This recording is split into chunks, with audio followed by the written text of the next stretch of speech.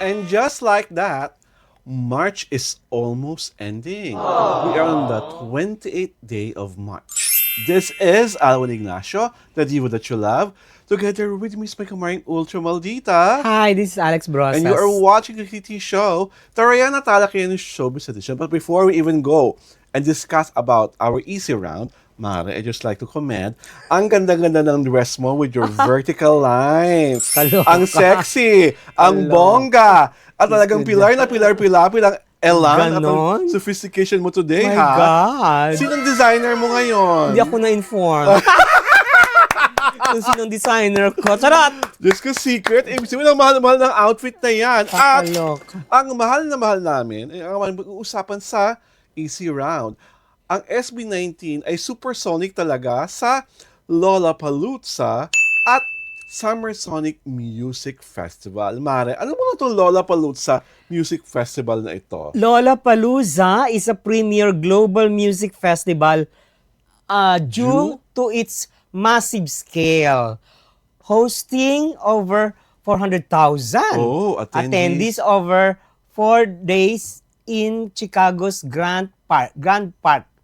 Founded in 1991, it pioneered multi-genre lineups, pop, rock, hip-hop, electronic, international expansion, and high-profile urban festival culture, making it a definitive iconic summer event. Wow! Palakpakan naman Diba? tayo sa SB19 dahil sila ang first Filipino act to be part of Lollapalooza. O hindi ba? At according So, to... iba siya sa Lollapalooza, no? Oh, iba siya dahil ikaw ang may kasaysayan doon. At ang nakakatuwa dyan is the fact that according to the reports, yung SB19 na araw where they're performing, almost sold out na yung mga VIP at super VIP tickets Mahal yun. na Thousands yata of dollars. $2,000 ata. Oh my God. At talagang maraming mga 18 from different areas in the US are all planning their move to strike sa Chicago to watch them. My God. Kung $2,000, 60 na yata ang dollars ngayon. Diba? That's 120. Diba? My God, Diba, isang ayayaman tao. ng mga ibang bansa 18, di ba? Oo, Diba? my At ang isa pa din ng festival na dadahuluhan, kasi mauuna muna ang Lollapalooza sa July. At sa August naman ay nasa Summer Sonic sila. It is one of the largest urban Music festivals. music festivals in Japan, Wow. held simultaneously in Chiba and Osaka each year in August. It is a Rock and roll. rock and roll tradition since 2000. 26 years na pala ito. This festival features some of the world's biggest names in music. Diba? As of March 24, mamaya na muna yan. So, in-announce rin to ng SB19 sa kanilang official account. At naloka kasi, diba, kaka-perform na ng Dunk Festival. Na isa ring malaking music festival sa Japan. At tuwang-tuwa ang mga Hapon. And then I realized, nung magbabasahin mo yung timeline mo, pag 18 ka, puro Nihongo na ang mababasa mo. Kailangan mo talaga i-translate kasi ang dami-dami na ng fans sa Japan. Pero di ba may translate click Oh, na? may translate ngayon nga. Kaya makikita mo, lumaki ang casuals at ang 18 sa Japan. At talaga yung ibang mga fans, nag-iiyakan ng announcement. Diyos ko. Talagang tuwang-tuwa sila, tears of joy. May iba pa nga nakasabi, nagsisisigaw sila. Parang they were like shocked for about 20 seconds bago na nakalma ang mga sarili nila. Alam mo naman ang mga Hapon, di ba? Iba talaga silang magmahal sa mga artists, sa mga iniidolo nila. At as of March 24 naman, kasama na po kasi sa Weverse community ang SB19. Meron silang mahigit na 100,000 subscribers. At eto pa, para sa kanilang bagong album na Wakas at Simula, na meron 24 tracks, ang mga bagong kanta ay, Mare? Una? Visa. Ang pangalawa, Memories.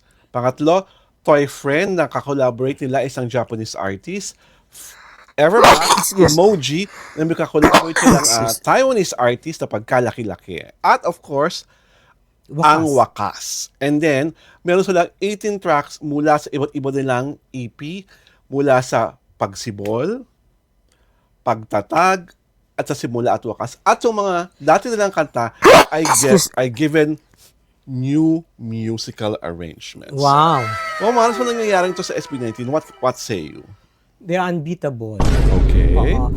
At the palpable truth about SB19 is that they earn, they live, and they go beyond P-pop. Yes. Oo. Talagang global scale na sila. Diba? At ang ako tuwang-tuwa is the fact that they're bringing Philippine music to the world. Oo. Diba? Parang their introductory music is bringing tremendous honors to the Philippine music scene. Yes. And of course, it's bringing it's making the Philippine music economy afloat. Dahil 'di ba yung mga nag-invest, yung mga pumupunta, yung mga bumibili talaga ng ticket, bumibili ng merchandise. So, malaking komunidad ang natutulungan ng SB19. I just wonder kung how they are performing in Spotify or other music platforms, because you know why? In the recent interview with singer JR, R&B singer JR. Yes. O, Diba? nabasa ko yung column mo. My God, yung mga nag-stream ng millions sa Spotify, they earn money pala kasi ang 1 million streams sa Spotify will make them earn, tanong mo kung magkano? Magkano? $4,000 lang naman. Eh, paano kung naka 10 million streams yung kanta mo? But, there's a clincher. Ano yung clincher? Kailangan nakarehistro ka sa PhilSCAP. Para makaano ka. Makakubra. Oo, makakubra ka. I'm sure naman Can ang you SB19. imagine? I'm sure naman Oo. SB19 naka PhilSCAP member yun. Oo. At I'm sure kumukubra na rin sila. Hindi ko kasi alam ang Oo. digits sa Spotify eh. Kung can you imagine, di ba may nagpi-50 million sa Spotify, may nagwa 100 million. So 50 million times $4,000. Yeah, ganun lang naman ang kitaan. Oh, well, ang mas bothered ako dun sa report niya na yung iba, yung may mga manager na sobrang kumaltas. Tapos konting-konti na lang yung binibigay sa artist. That's true. Di ba nabasa mo yung column ko? Oo, Di di ba? ba? Ganon. Isa-isa ko. Walang kaano-ano. True yun. True yun. Well, ang ganun. maganda doon is that SB19 is being managed by Onesie Entertainment. Sila na rin manage sa kanila. So I'm sure lahat ng mga legalities at kung how do they earn and through their dealings, music oo. ay ginagawa nila. At of course, ito talaga ang nakakapagpataba ng puso namin sa reality show. Ang aming mga lesser senders. Mare, basa! Lotte? Hi, watching from Hong Kong. Hi, Lotte Alright. from Hong Kong, and for all the people who continue to watch us, thank you so much. From Mia, nakakatuwa po kayo kasi totoo yung sinasabi niyo. Ay, ganun talaga kami. Meron bang hindi totoo? Charot!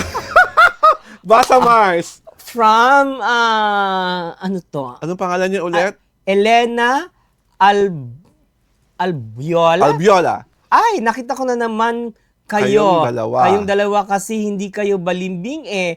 Yung iba grabe makapagbalita. Kila Kim Pao. Oh my. Oh. Oh. Parang ano Oh. Parang nakakaloka. At kay Valerie A. Oo nga naman, kawawa si Kim kasi sinabi pa ni Pao na wala siyang inamin. Ayan tuloy, si Alex at si Jericho na blame. Kung nanahimik na lang sana si Pao, hinayaan na lang niya yung understanding na lahat na 100%, meaning sila na. Ano yan? Sila na talaga. Eh di everybody happy sana. Bakit pa niya kasi sinabi na wala siyang inamin? Kakahiya naman yun kay Kim. May flowers and all. Tapos secret, walang clue. Tapos may wedding chismis pa. Ano ba yan? Tikong bibig. Tikong bibig pa. Na lang sana siya. Sana siya. Well. Ano ba naman gagawin namin sa trip ni Paolo, di ba? Ano na? Trip niya yon, di ba? Oo. At hayaan natin si Pao. Kaya lang, there's no congruency Di ba? by what he did. Oo, pero di ba ngayon, ang balita ko, pinapunta niya si Kim sa France. Well, nobody's making amin. 'Di ba? Pinapunta raw sa France, yun ang pinapalutang na chika. Well, anyway, this is Alwin Ignacio, the diva that you love, together with the peacemaker Maring Ultra Maldita, Hi, this is Alex and you Brasas. are watching the Saturday edition of the Hitty Show, Tarayan at Talakayan Showbiz Edition.